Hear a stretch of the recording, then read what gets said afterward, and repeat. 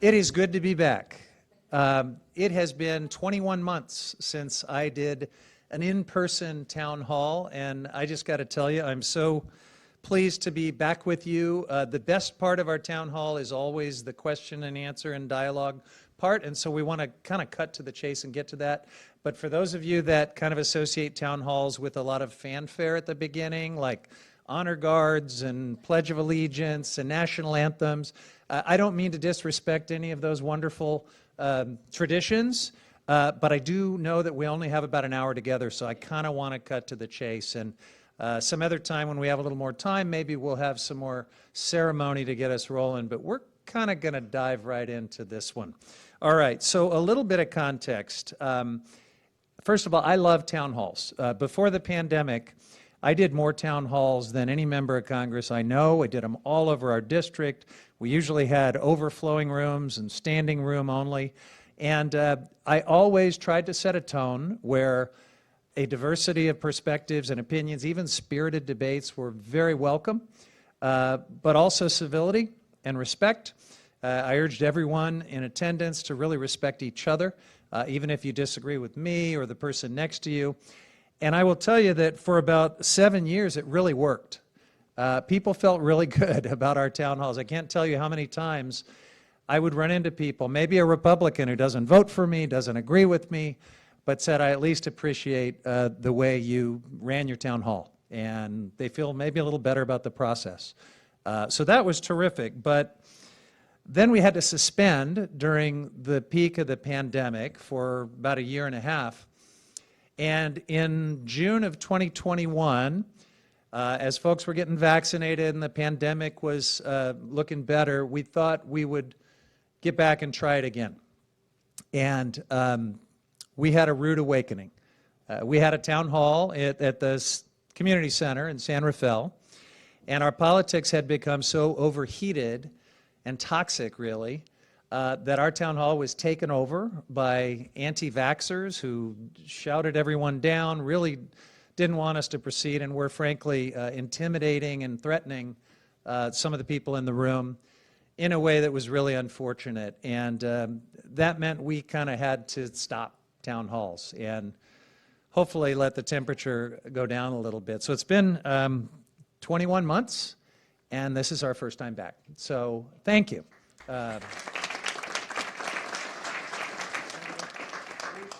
To try it again, and I know all of you are interested in just having a direct dialogue with your member of Congress. I really want that.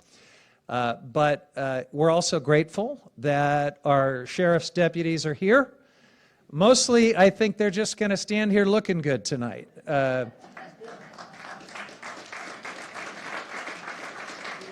Thank you for your service, but also appreciate the fact that your presence makes it possible for us to continue this really important part of our democracy and make sure that it's done respectfully and peacefully and safely, and we appreciate that. So thank you.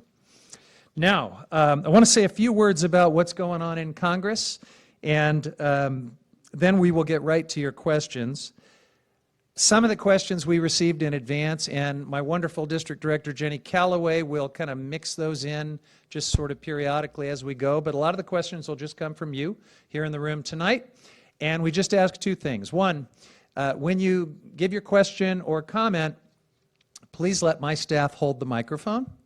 We have found that you can pretty much lose control of the whole night if that microphone gets into the wrong hands. So please respect that little house rule that we have.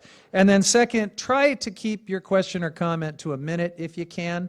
And everyone else here tonight can help with that. If someone's really struggling to keep it within a minute or so, you can kind of do the Academy Awards thing and kind of get a little quiet encouragement going for them to wrap it up. And that lets us hear from as many people as we possibly can.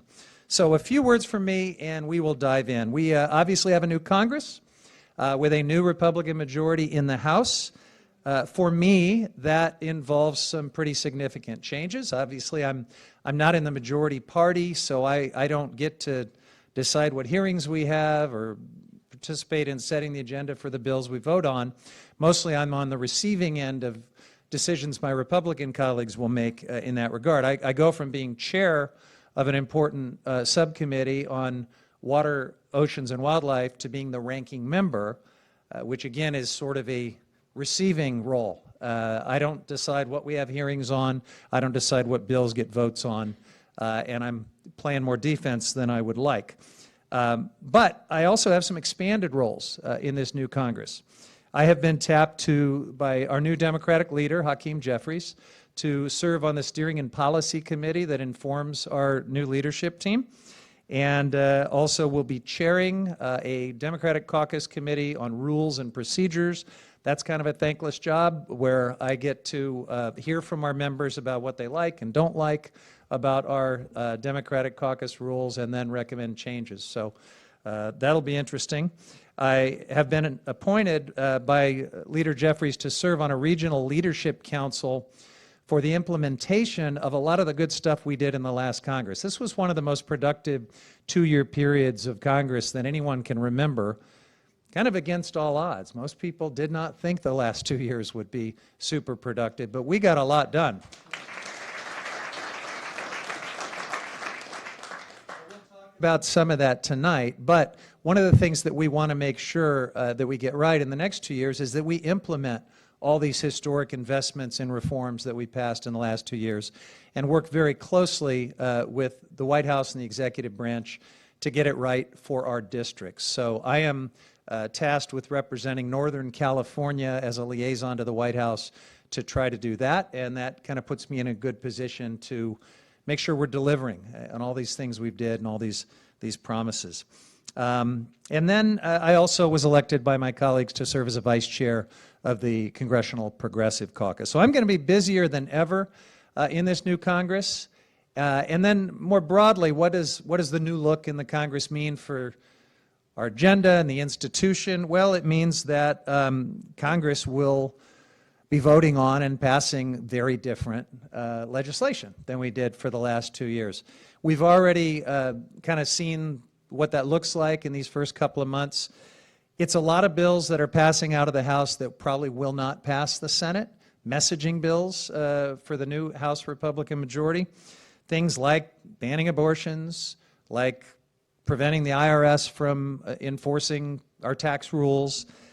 We've seen attempts to roll back environmental reviews and environmental laws to facilitate more fossil fuel development, things like that. So we're not going to agree on things like that, but they probably will pass the House and probably won't pass the Senate, and we're just going to see an awful lot of that in this new Congress.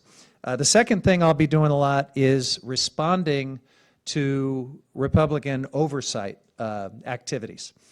They've made it really clear, not just on the Oversight Committee, but on all the committees, that they're going to be going after the Biden administration very aggressively in the name of oversight. And let me be clear, there's a role, and actually a very important role, for Congress to do legitimate oversight. And any time I think that that is what's going on and that's appropriate, I will engage and be part of it. But if it's just politics, I'm probably going to push back pretty strenuously against it and defend the administration if they're being unfair. So that'll be a big part of what I'm doing. And then, obviously, I mentioned working with the administration on implementation. There's just a huge amount of things that are going to be coming forward that'll have big impacts on my district and on Marin County specifically. So you're going to hear a lot more about that, whether it's grants under the Safer Communities Act, which was the first attempt at gun violence reform we've seen in 30 years. We did that last Congress, but a lot of new funding for mental health, and we want to make sure we're getting our fair share of that. Or things like the CHIPS and Science Act, where we're trying to reclaim our global leadership role on research and development and science. I think we've got some leaders in those fields right here in my district, and I want them to benefit from that. Obviously, infrastructure, and it's a broad conception of infrastructure, broadband, modernizing the electrical grid, creating EV charging infrastructure that's accessible and ubiquitous throughout this state and this country. Water infrastructure, biggest investments in water resilience we've seen in ever, probably. When it comes to Western water. So there's a lot coming forward, and making sure that we get our fair share of that is a huge priority for me. And then finally, even though the politics are not great in this Congress for being productive, you always got to keep looking for ways to do bipartisan things. And I will do that. For example, I have a bipartisan bill with Sam Graves of Missouri to help rural hospitals. The economics of rural hospitals are terrible. And so it's very important that we find a chance to work together and get things done there. I am constantly pushing to keep the federal promise to fully fund special education under the IDEA, and that's a bipartisan issue. I have a bunch of Republican colleagues who have joined me on that legislation ever since I came to Congress, and we seem to get more co-sponsors every year, so that'll be a priority as well. And then I've got a Republican colleague down in Louisiana, Garrett Graves, who, we fight like cats and dogs about most things, but we have found common cause on going after illegal fishing in our oceans. It is bad for U.S. fishermen, it's bad for the environment, it's bad for consumers. You don't know where your seafood's coming from. You probably don't want it to involve human trafficking and slavery on the high seas and all sorts of terrible environmental practices. So kind of policing this wild west of illegal and unreported and unauthorized fishing on the high seas is really important, and we work together in that space, and some other things too. But that's a little bit of an overview of this Congress, a little context for our conversation. I'm ready to dive in to your questions, and so I will let Jenny take us into that part of the program here. All we need is a raised hand. Here we go. I see one right here. Here we go. Part about holding the mic. So sorry. And we're modeling holding the mic here. Okay. We've had some bank runs, and one thing that you notice is that particularly in the Bay Area, those runs were exacerbated by venture funds pulling operating capital and the proceeds of offerings out of insured institutions. Since FDIC insurance coverage isn't calculated with reference to the amount of the deposit, would you favor and support legislation to essentially cover all deposits without the current $250,000 limit? Thanks for getting us started with that. It's a big deal right now, obviously. It's dominating the news. And I will tell you, I haven't figured it all out yet. This is coming at us all pretty quickly. I have mixed feelings about significantly raising the deposit cap. I know it's been years since it was raised, and so we probably need to raise it to some extent. But to go all the way to include all deposits, I realize that would have a wonderful effect on staving off runs on banks. We don't want runs on banks. But I have a feeling there may be some unintended consequences as well. I want to see small community banks and credit unions continue to thrive. I think we need them. And I really don't want to see this consolidation trend that has already, I think, hurt us enough. So I'm going to be looking at it through that lens. I will support some type of increase in the deposit cap. I'm not there yet if we're talking about all deposits. But I'll tell you what I think is the most important thing right now. I think the Treasury Department and other banks are doing everything they can to try to calm things down and prevent a banking crisis. But we've got to claw back some of the things you alluded to. Folks who were profiting from risky investments, executive bonuses, stock sales. There's just a lot of unsavory things that led up in Signature and the other bank collapse that we had, Silicon Valley. So I think that would send a strong signal to other bankers to not do that kind of risky stuff. Obviously, I'll support putting back in place the regulations that we shouldn't have relaxed in 2018 too. We need to make sure that the capitalization and liquidity requirements that were originally in Dodd-Frank are restored, and I voted against that in 2018, and I think that's probably an important part of the response as well. Okay, we have one right here.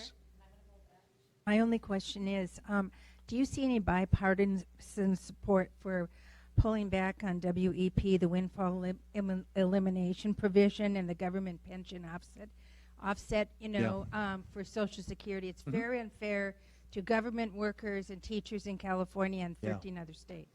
Yeah, I'm married Bipartisan to support. I know married to you a support it. teacher who is impacted by that, and I've heard about it ever since I came to Congress. So it's a really unfair rule that penalizes folks who have received both Social Security benefits and a teacher's retirement benefit over the course of their career. There is bipartisan support to change it, but not enough bipartisan support to get it off the floor or even out of committee. So I'll keep co-sponsoring the bill to make that change. I promise you that. I don't know if we're going to have the support more broadly to actually enact that change. We should, though. It's totally unfair, and I agree with you. Okay, here's one here, and then Gabby, look for one on your side of the room next, okay? Thank you. My name is John Borg, and I'm a resident and small business owner in Bolinas. All right. First, we'd like to thank your office for having this forum tonight and also for being engaged so far about the urgent need to get a post office back in Bolinas. To briefly recap, our post office was closed on March 3rd with less than 2 weeks' notice. Services were moved to Olema, and after flooding there, then hastily moved to Stinson, with no advance warning, a delayed public announcement, and no clear information on duration. We believe the actions Bolinas citizens have made so far reflect a high degree of engagement, concern, and clear community consensus on helping solve this problem. We know that this is not you can't wave a magic wand and fix it, but as a federal representative, you could help us work with the post office. More than half of our town has already participated in a survey providing real and actionable data on the impacts of this closure, and concerns about lack of timely notifications, lack of transparency, lack of information, and lack of public process. And we could provide all that to you. Yeah. In addition, almost 1,400 residents and allies, including constituents from throughout Marin County, have supported our petition to save the Bolinas Post Office. That's impressive, by the way. That's like the entire town of Bolinas that signed your petition. It's important to note that we support our frontline postal workers who've been doing their best under difficult circumstances, but we have not been able to rely on staff or our postmaster in charge to get fully accurate, timely, or clear information on our super basic questions. Yeah. So, given all that, we understand that post office may need to be somewhat discreet about negotiations and some other matters, but we believe it is critical that Bolinas citizens be afforded the opportunity to engage directly with USPS officials on a district or regional level who are actively involved in the planning and executing post office service in Bolinas. All right. And I'm sorry. So just That's okay. sidebar. With that said, can your office commit to help open a better and direct communication? Yes. And then question. Hard plan, but the first thing we need to do is expedite a temporary post office in Bolinas. And yes to that, too. So if I can. So this Supervisor Rodoni's back there. He and I are deep into this. We are doing everything we possibly can. How many Bolinasians are here tonight? All right. Okay. I know how important this is. I know that this is a big deal for the good folks that live in Bolinas. And it's not okay that this happens so abruptly and that this temporary arrangement is so inconvenient for you. It just doesn't work. So just know that my team is going to keep working with Supervisor Rodoni. We'll try to make the post office more accessible and transparent directly to you. If we can't make that happen, we will be a squeaky wheel on your behalf. And those of you that are interested in getting direct delivery of your mail, that's not an option for everyone, but for a lot of folks it actually is, and we can help make that happen. Because I know driving to Olema or Stinson or wherever else is not sustainable over the long haul. If we can find another location, temporary, ideally long-term, we will support that. If we can get this landlord to turn things around and take the post office back in as a long-term tenant, we will support that. So I hope that answers your questions. We're going to do everything we can. We know this is a big deal. Abby over there. Mm-hmm. Yes, actually, it's a good follow-up question to that. I live in Inverness, and I've been contacting your office for the last 2 years saying I don't think it's acceptable to treat Olive Point Rays as a 19th century entity where we don't get mail. And it creates a lot of problems. This should never have happened. They deliver mail by boat up the Sacramento River to very exclusive areas. Why you cannot encourage the post office to say, step into the 21st century. Point Reyes is no longer a 19th century entity where it's just, hunting cabins and fishing. There's a lot of permanent residents, and we do want the option to have mail delivered. And the second thing I wanted to say is the other part that's treated as the 19th century is Point Reyes National Seashore. That we've got to start simply holding ranchers to environmental standards of water pollution. They took you to Drake's Beach to see the elephant seals. 1 mile north of that, I have stood by the sewage pipes that are this big, spewing directly out into pupping seals. They have elk behind prison fences to make sure that cattle interests are protected on our national seashore. In that letter, please stop the 19th century treatment of the land and the Postal Service and bring us into the 21st century with standards that serve people, serve the land, and honor the mission of the national park. Okay, thank you. So on the Postal Service piece of your comment and question, I'll talk to my team and we'll look at what's possible in Inverness. I certainly want our Postal Service to work for everyone. On the ranches, nobody gets a pass from the Clean Water Act or water pollution, so I am absolutely for holding everyone, not just within the national seashore, but everywhere, everyone, to clean water standards, and we should take it very seriously. Yeah, thank you. Yeah. So I know that this issue of ranching versus elk and other values that we have in the seashore, because the seashore is a wonderful place with lots of different values, that it has been sometimes contentious and divisive over the last few years. I mean, I can get into that more specifically if folks want to ask more specific questions, but I'll just say generally, we're at a moment right now, it's been publicly reported that there is a mediation underway between the plaintiffs and the Park Service and the Ranching Association. I am supportive of that mediation. I don't know if it'll produce something that makes everybody happy, but I'm trying to stay in touch and be as supportive as I can, and I have my fingers crossed that we can do some things that will lean into some of the changes that are already happening in agriculture. There's less ranching today than there was a decade or two ago. There will be less a decade from now. So we need to recognize that trend and work with it. There is wonderful interest in expanding elk habitat as well and other values. We might be able to find an opportunity to do some good things through that mediation, so stay tuned. Okay, this is a question that came in advance from Jeffrey Benedict from Mill Valley. And he said, a citizen of Marin County, when I saw your email with the subject line time change, I thought you might be discussing the issue of daylight savings. However, after reading the email, it appears that's not the case. I do want to weigh in, however, that daylight saving time change is just the way I like it, and we want to know your thoughts on it. I've been working on this for a long time. There's a lot of disagreement on this subject. I thought everyone saw it the way I did, which is that I love it when we have longer days, and I hate it when we fall back in the fall. That's just my personal view of this, but I have been surprised to see that some people feel just as passionately. On the opposite side, a lot of people passionately think we should have no tinkering with the clock at all and just get back to a sort of year-round normal time management system. So what I have done is I have supported a bill to create a third option for states. Right now, under, I think it's like the Universal Time Act or something like that, which is a really weird-sounding piece of legislation. I think states have two choices. They can either go with daylight savings time or not.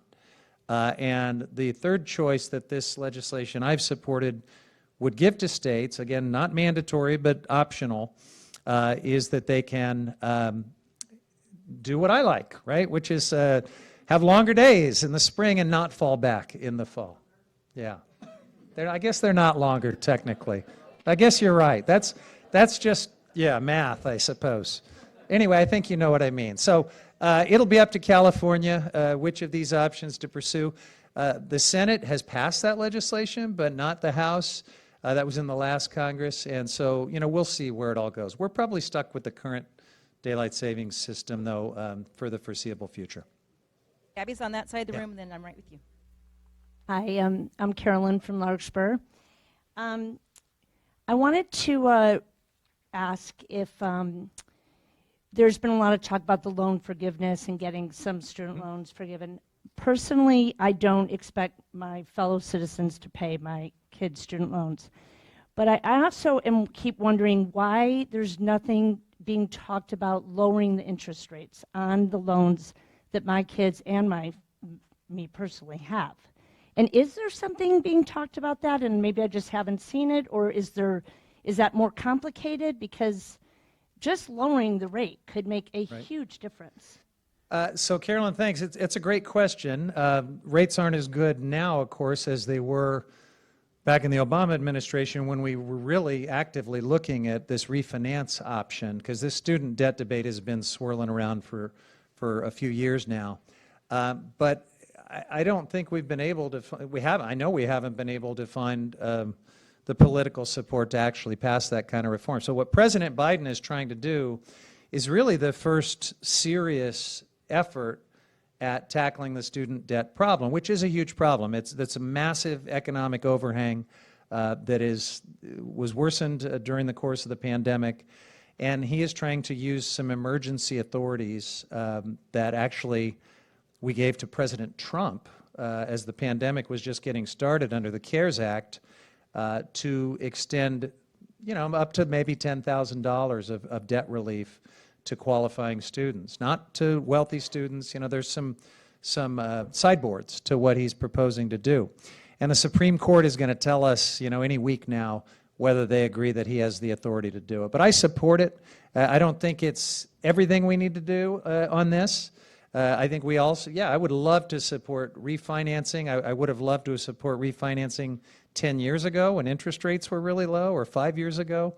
But even at today's rates, it would be better than some of these trapdoor interest rate hikes that you see, especially with private student loans. The other thing that we are going to need to do is make sure Pell Grants keep pace at least with inflation. We have not done that. So one of the reasons we have this student debt crisis, if you look at the last 30, 40 years, Pell Grants have been pretty flat and tuitions have gone way up. And so the amount of higher education that's funded through loans has really skyrocketed, and that's why we have this massive student debt crisis. We've also pushed a lot of people into higher education, maybe a little too quickly. I think we're beginning to appreciate that, the college degree is great. I would always tell young people to think about it and to pursue it. But it's okay if you go to community college or if you become an apprentice and work in the trades.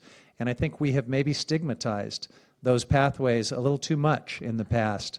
And so the value of that higher education degree is not what it used to be because of that. So there's a lot going on in this space. And where I come from is I want to see us plus up those Pell Grants a lot. I will support any kind of student debt relief we can find. I'd love to find a way to tackle tuition inflation. President Obama kind of had an idea to use antitrust laws and other mechanisms to get at that. Something still feels monopolistic about the way especially private universities all raise their tuition to like almost exactly the same levels simultaneously. That doesn't feel right. So I'll look for opportunities to tackle that if I can as well, and appreciate your question. Over here. Yeah. I was at your last town hall, and I'm glad this one is more calm and peaceful and This is like NPR here tonight. Right. This is really calm. And I wasn't part of the people who were screaming, but I was what you would call an anti-vaxxer, and I want to let you know that I actually find that very offensive and dismissive. Some people have been vaccine injured. Some people have had vaccine injured children. So they had a right to be at that meeting. And the reason that protest happened, even though some people got out of hand and we were not able to have a civil conversation, was because you had a requirement that they had to show proof of vaccination. And that was, quite some time We ago. waived that requirement in the days leading up to the town hall. You so, did that yeah. because you caught wind of what we were doing. I actually gave the police department a heads up Okay. that people were going to be there. So I noticed that that's why you allowed people in. I was on the waiting list, and that was a problem, and that actually was not legal for you to have done that to keep the public at a town hall meeting. So I wanted to Okay. point that out, and also I've been very involved with what's going on right here in Marin County, and I want to know if you have an awareness around that. And I feel like respect with our health department, our health officers, our coroner, and Okay. and so there is a question. All right. Are you aware that 74% of the people who died from COVID in this county were fully vaccinated? And the majority of Yes. the ones who, because I'm the one who got that information. So can I'm ready to answer. Thank you. Real quick, if you could, please. Divisive and discrimination, and that's not something that I want to see. I don't either. So let me jump in. That you're going to be open. I am. Back. So you've gone way past a minute. First of all, I'm glad you're here, all right? And I appreciate the civil and constructive way you posed your question and your comment. I mean, we can talk about these things. And, 21 months ago when my town hall was hijacked, I really wanted to engage with even those people. I really did, because I think it's important that we talk about these things. I think you're entitled to know where I stand, and it's always good for me to hear from my constituents whether I agree with them or not.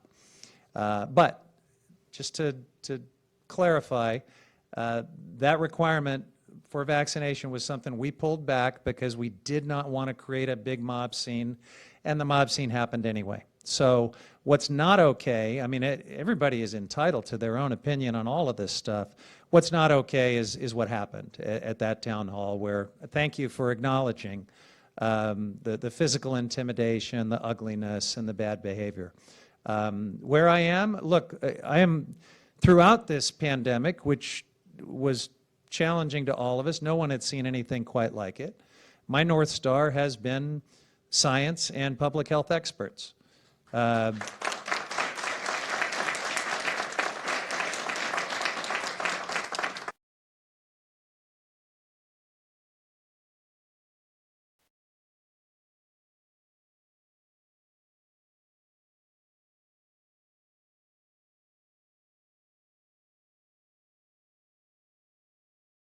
Cherry picking that happens with data in this space, and pointing to the fact that a lot of deaths were from fully vaccinated people. I think you've got to look a little deeper at age, at underlying medical conditions, and the mystery begins to be revealed. We know a lot about this disease. It's killed over 1 million Americans, so it's not to be taken lightly. But I'm going to continue to listen to public health experts and scientists, and that's just how I try to do my work. Okay, right here. Yeah. Thank you. My name is Martin Grant, a longtime Marin resident, and I'm living with mild cognitive impairment due to Alzheimer's. And, I'm kind of riffing on the health and the drugs. We do actually have Lequimbi, which is coming up as a way to stave off or slow down this. But it's an FDA-approved drug. And for the first time, Medicare is not allowing Medicare to cover this drug, even though it is FDA approved. I'm wondering if there's anything you can do to look into what's going on with this and see if there's a way to, for all of us to have access to treatments for cognitive impairment. Yeah. Obviously, Thank you. it's a big deal for Marin County as it ages. Indeed. And it's personally a big deal for me. Wow. Thank you for being here.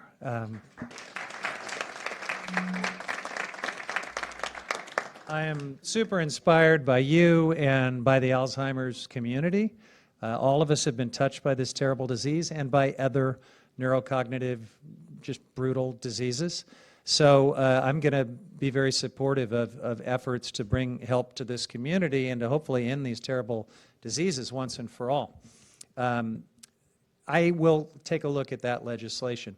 I will just tell you the way I mentioned the fact that I rely heavily on scientists and people who are a lot smarter than me to try to help me make policy decisions on things like this. So when it comes to things like what Medicare covers, what it doesn't, and a lot of health policies that come my way, I have created a health advisory task force of mostly providers that I trust a lot. It's not big pharma or anything like that. It's a lot of family physicians and scholarly folks and people who I think will call the balls and strikes and give me good advice. And so this will be one of the bills that I ask them to advise me on. And if it makes sense, I will be pleased to support it. And I'll continue to do everything else I can think of because this group, this Alzheimer's group, is one of the most impressive, well-organized advocacy groups I have ever run across. You guys are awesome.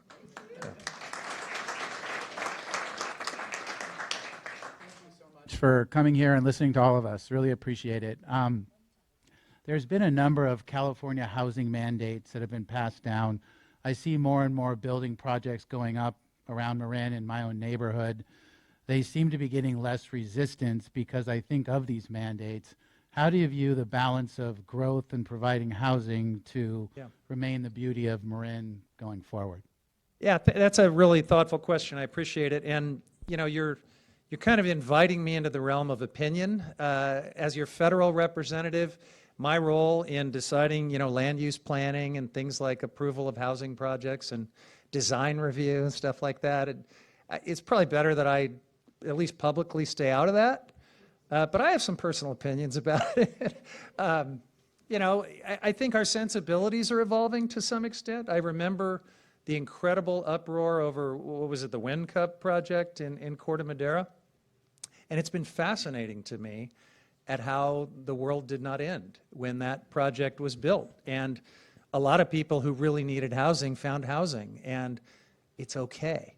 So, you know, that's maybe a lesson, I suppose. On the other hand, I live at the west end of San Rafael, not too far from a place where a big eight-story tall housing project is being proposed right next to like one-story stuff. Like, that's going to be really weird.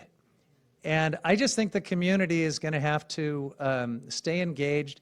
There are going to be situations, the Board of Supervisors was debating something related to this just before we started this town hall. Because of these state laws, there's going to be situations where even our own local representatives are going to have very little say in the size and the density and things like that. But, you know, where they do have say, I think folks should continue to engage and try to make sure. I think we need more housing, okay? And I think we need more multifamily housing, specifically. We have enough big mansions and detached single-family homes. We probably don't need any more of that. But we do need more of things that working folks can live in, especially if it's transit-oriented and well thought out. So that's about the best I can tell you. I'm trying to keep an open mind for things like that, but I still struggle with an 8-story building in the west end of San Rafael. Okay, right here.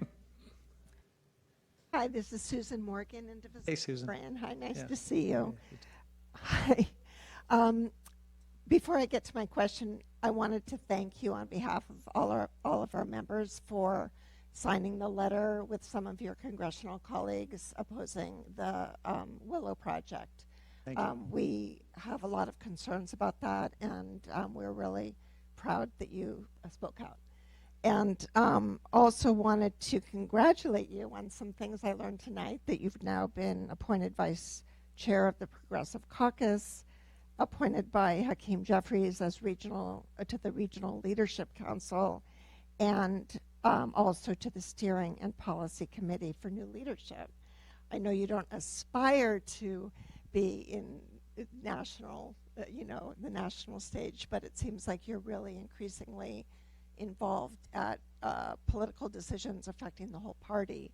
And my question is, can you elaborate a bit on what the Steering and Policy Committee for New Leadership does? Oh, yeah, sure. I'm happy to do that, and thank you very much. I'm excited. You know, there is a generational change underway right now in the House of Representatives. Nancy Pelosi is still there as her title is Speaker Emerita, for those of you that learned Latin. But she will not be one of our leaders anymore. Her stature is still there. People seek her advice, but it's now Hakeem Jeffries and Catherine Clark and Pete Aguilar who are our top three. And I've had a chance to, ascend a little bit in positions where I can have some influence. I'm 10 years into this job.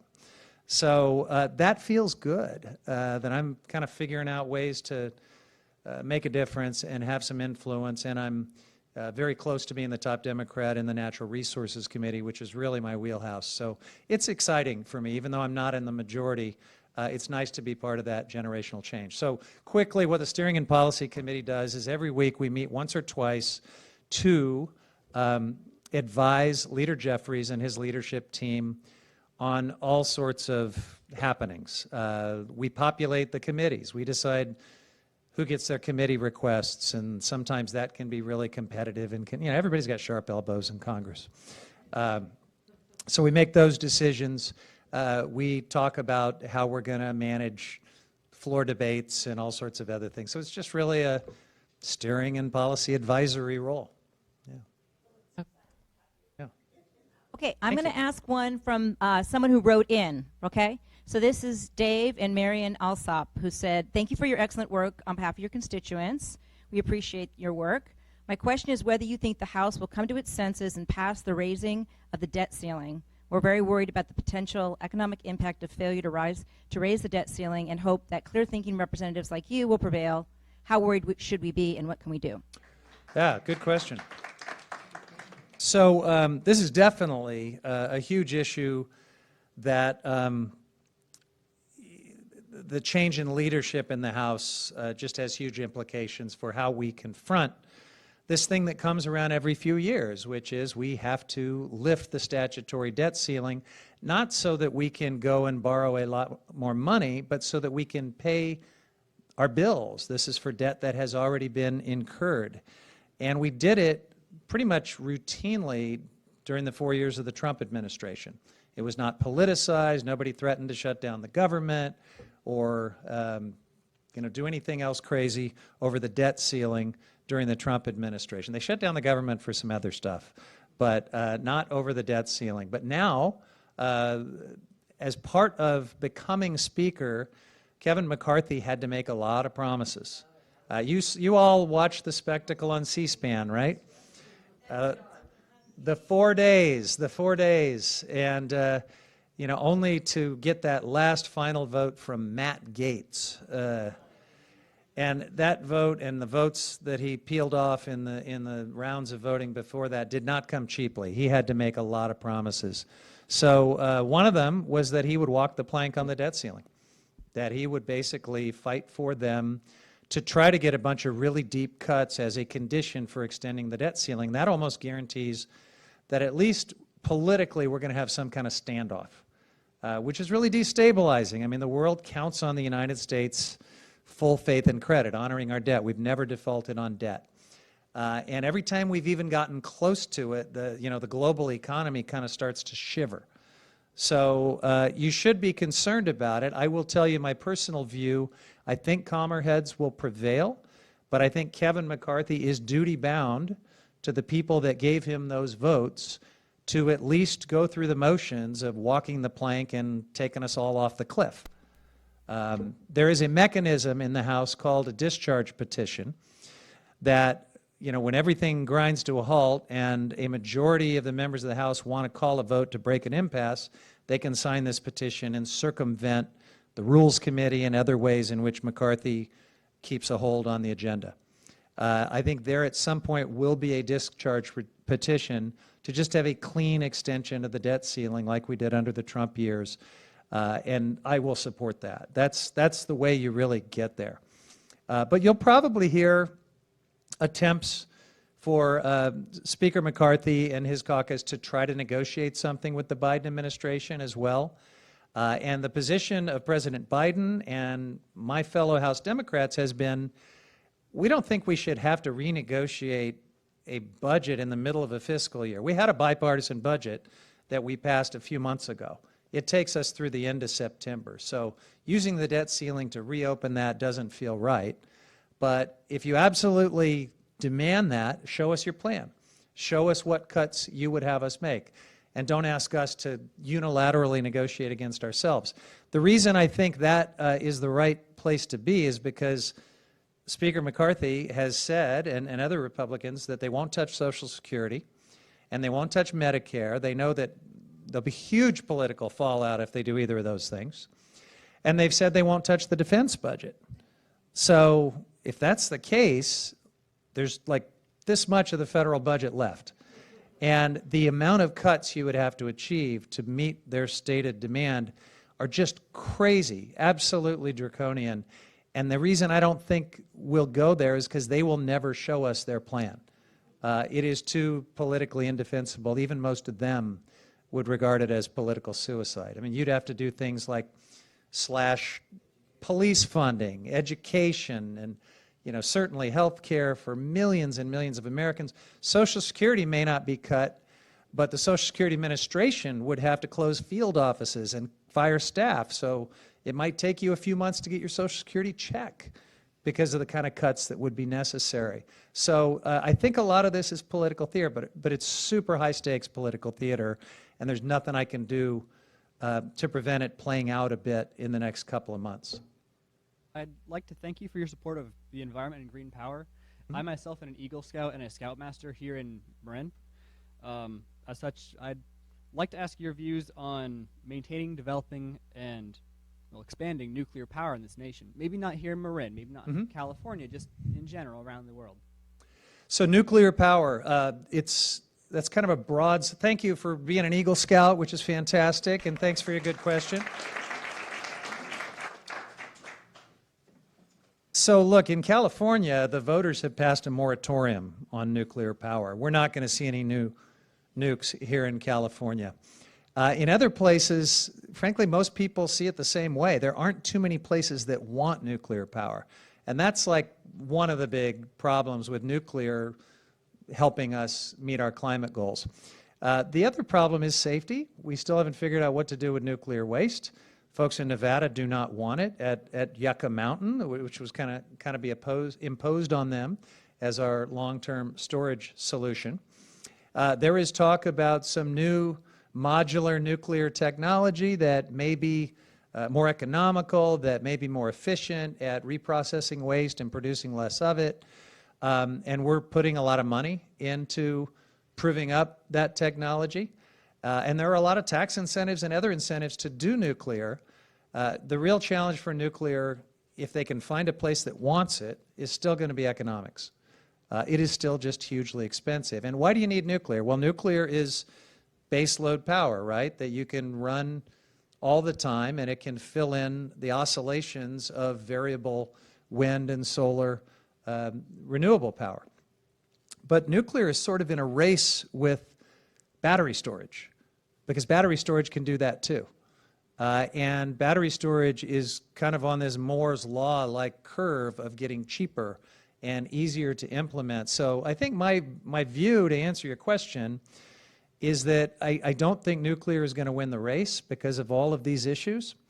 I am concerned about having too much nuclear out there in lots of countries around the world because, I mean, the Saudis are suddenly real interested in nuclear because they would like to have a nuclear arms race in the Middle East. And we know Iran has taken its nuclear program right up to the point of enriching near weapons grade lately. So there's lots of reasons to, I think, be concerned about nuclear, and battery storage may just make it kind of academic if it continues to improve. I'll say one last thing. Nuclear fusion would be great, right? It's always 30 years away. That's the problem. They have sort of conceptually proven that they can create a reaction in a laboratory that generates more energy than they put into it, but even that reaction, which was laser-based, it took way more energy to power the laser, if you look at the mass balance of energy, than the amount that came out of that reaction. So we're a long way from utility-scale nuclear fusion plugging into the grid and providing that answer. But someday, it might, not in time to solve the climate crisis, though.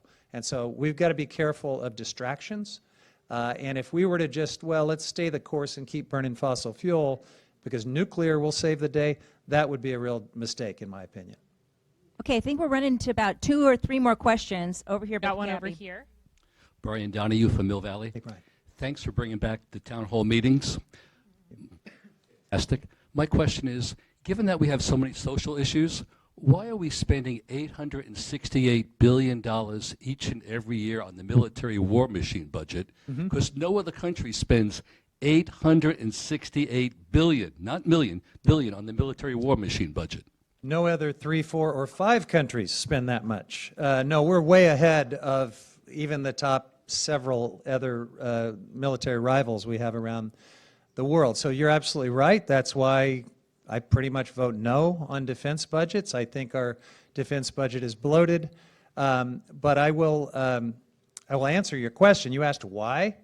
And the reason is in these years of divided government, we have made a Faustian deal where in order to continue increasing education and healthcare and nutrition and child care programs that we care a lot about, we agree to parallel increases in the defense budget.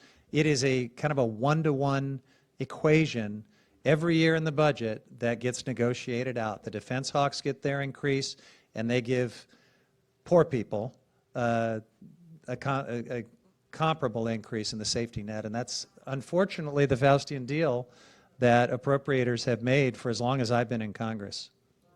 Okay, here we are. Yeah, Jared Huffman, appreciate it. I was with Betty Cray. She's talked to you a lot. She passed on, but sorry, she was involved with your meetings all the time, and I appreciate that. I just have one question to ask you.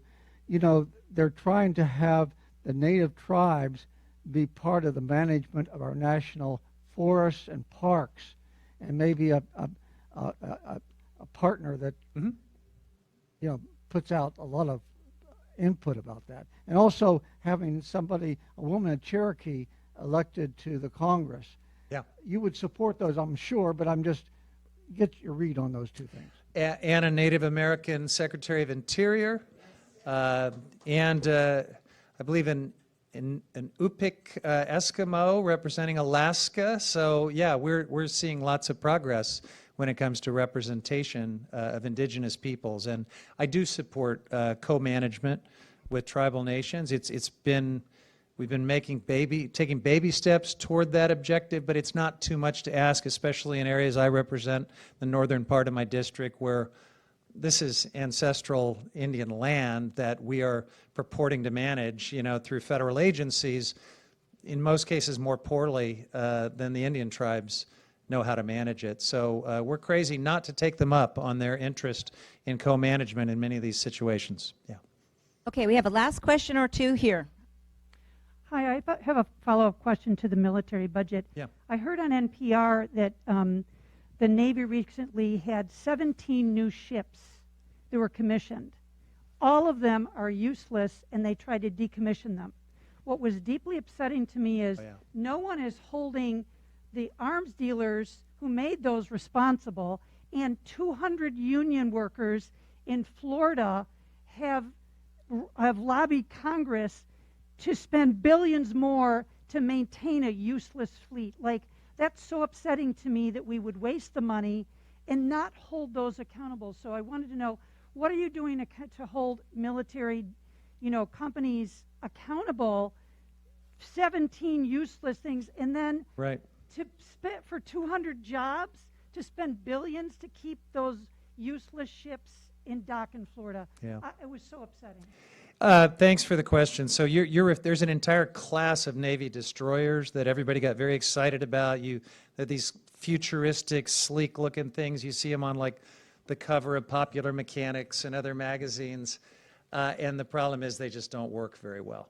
And it's not just those destroyers. I mean, we've seen entire classes of aircraft and other weapons with the same thing. And so I share your frustration when that happens, because we spend massive amounts of money that goes right to the military contractors, the defense contractors that profit handsomely on these. I don't think there is a way to claw any of that back. If there are defects in their work, The Defense Department will claw that back and hold them accountable under the contracts, but, you know, when we just decide that we made a mistake by commissioning this type of vessel, it doesn't really work for us, that's kind of on us. And it's probably why we should be a little more thoughtful in the way we develop these systems. Again, I'm somebody that tends to vote against the defense budget because I do see massive amounts of bloat in it. So I will keep doing that, and if there's evidence of fraud and abuse by defense contractors, I'm always going to support going after them. Okay, so we are at about an hour, but there's this great last question that Go came a little in. more, maybe? Okay. Since we got a late start? Or, All right, I'm going to ask this last one, Okay. at least from the online here. All right. Was I've known you since you first knocked on my door when you first ran for office. This is Ann Rapun, and she has this question. She says, how are you, and how do you keep your spirits up, and what is your philosophy of self-care? Where are you, Ann? There you are. Last I question.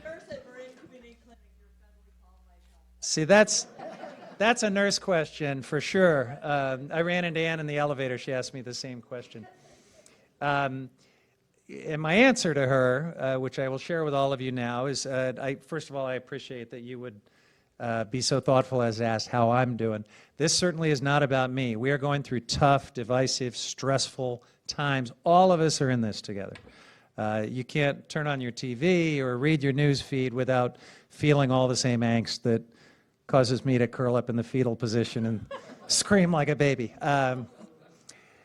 So how do I keep my zen to the extent that I do, and maybe how all of you might too? You've got to have some perspective. You know, it's sort of the serenity prayer, you know. We should be driven to change everything we can, but you're not always going to be able to change everything as quickly as you want or as fully as you would like, and you just got to keep showing up every day. Got to be a happy warrior. That's what I try to be. This job and this work can be frustrating. There are days when you can feel powerless, but believe it or not, even a member of Congress can feel that way, and very frustrated, but making a difference is the great reward of this work that I get to do, and there's just plenty of opportunities to keep doing that. And I know all of you are kind of counting on me to get up out of bed every day and get in the ring and fight for you, so that keeps me going pretty good. Okay, so exercise, meditate, Yeah. Fishing, I think. get him home to his family when it's a Play late the guitar, night. that's right. Have some fun. Got a question over here. Hi. Your office this summer helped work with the Department of Transportation to determine that Angel Island Ferry was eligible to apply for funds. They were the only applicant to electrify their vessel that was turned down because they were ineligible, because they were private. So we've actually been working to try to help them. Yeah, I want to see them get funding to electrify their ferry. I'm a big fan of the Angel Island Ferry, and we talk to Maggie a lot. So if there's anything that I can do to help them electrify and stay in business as a local multi-generational family operation there in Tiburon, we're going to do it. I've been doing it for years. Perfect. The Wyoming delegation is writing a letter asking that private entities like the Angel Island Ferry be eligible for infrastructure funding. Maybe it's something you could join them on. Oh, happy to take a look. Okay, right here. Okay, Linda Jackson, San Rafael School Linda. Board. Hi, and also Aging Action Initiative. So both ends of the lifespan. Thanks for staying with that bill for special ed to fully fund it. All school districts in Marin County are advocating for that. And my question is about immigration. So we have a lot of immigrants in Marin and children and grandchildren of immigrants. My question is, where are we nationally on a bill for this century that would help people who came stay, not just the DACA children, but other, and I know only about 7 states care, but California, because that's the states that have enough immigrants to care, but in California and in Marin County, it's a vital part of our economy and our social. Yeah, so thanks, Linda. This is a big deal, and it's been frustrating for me because when I first got to Congress, it looked like we were on the verge of making this happen. The Senate, on a bipartisan basis, passed a comprehensive immigration reform bill. President Obama was ready to sign it, and after I'll tell you, if we could have brought it to a vote in the House, it would have passed. But the Speaker at the time, John Boehner, was under incredible political pressure because the political tide against immigration in his party was really building, and it's gotten even worse since. So he wouldn't even let it come to a vote. And here we are, years later, with the party lines even more hardening. The Republicans who had the guts to support that bipartisan law have almost to a person disavowed it now and gone backward. So it's not a good place that we're in right now. In the last Congress, we did pass comprehensive legislation out of the House, maybe not fully everything we want, but the reason it didn't get a vote, it might have passed the Senate, but we have a filibuster rule that requires 60 votes in the Senate. So I think to wrap up this answer to your question, what is it going to take to get us to a comprehensive legislative bill that gets to a president's desk? You're going to have to get rid of the filibuster. We are one senator away from making that happen. So that's maybe within reach. And I would love to say that you could do this with a Republican House. I think you're going to need a Democratic House to do this, and those two things need to happen. And have a president like Joe Biden who would be willing to sign it. So it's not like way out of the realm of possibility, but it's not going to happen in the next year and a half. Okay, so we are going to need Last to clear the question, chamber. yeah. Okay, last question. Okay. Jenny Pfeiffer from Bolinas. Also want to thank you for all the progressive work you do for us, and also particularly for women's health issues and privacy and for women's health. Thank you for that. And when you get back, would you please do whatever you can to get that Equal Rights Amendment passed? I was Been a few years, hasn't it? working on that when my kids were tiny, and now they're grandparents. So I would like to see that passed. Still got those ERA now buttons? Okay. I continue to co-sponsor the Equal Rights Amendment, and I hope that seemingly obvious thing finally happens all these years later. Folks, this is great. I'm so delighted to be back having the test town hall has gone very well. You all were fantastic. I love your questions, and I hope to do a lot more of these. So I hope to see you soon.